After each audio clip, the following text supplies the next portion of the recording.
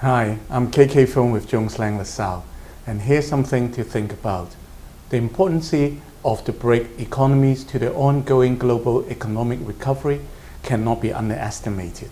India and China have been a real standouts, and structural reforms in Brazil have led to improving sentiment among real estate investors.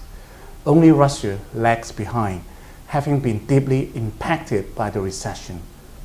China had a remarkable 2009 by any measure, with domestic-led growth translating into a strong rebound in the real estate markets. The housing boom, robust retail markets, and non-bond warehouse sectors are all examples of how domestic demand supported real estate. In contrast, markets traditionally dependent on foreign demands, such bond warehouse for imports and exports, and leasing demand for Grade A office space lagged behind.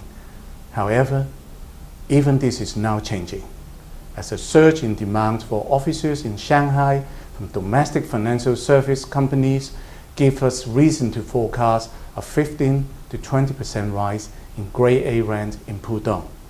The Beijing office market also looks to be reaching the bottom of the cycle, with expansion needs from multinationals increasing every day.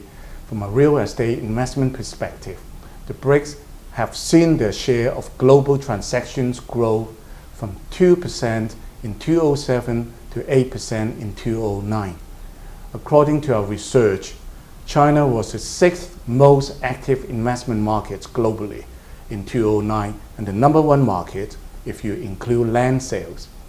Meanwhile, we're at the very early stages of a boom in Chinese outbound investment, as China's sovereign wealth fund CIC and the increasingly globalized Chinese banks and corporations look beyond the natural resource sector to other assets, include real estate.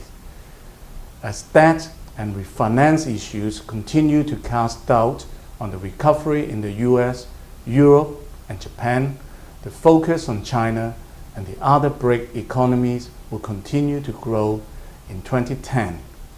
And that's just something to think about.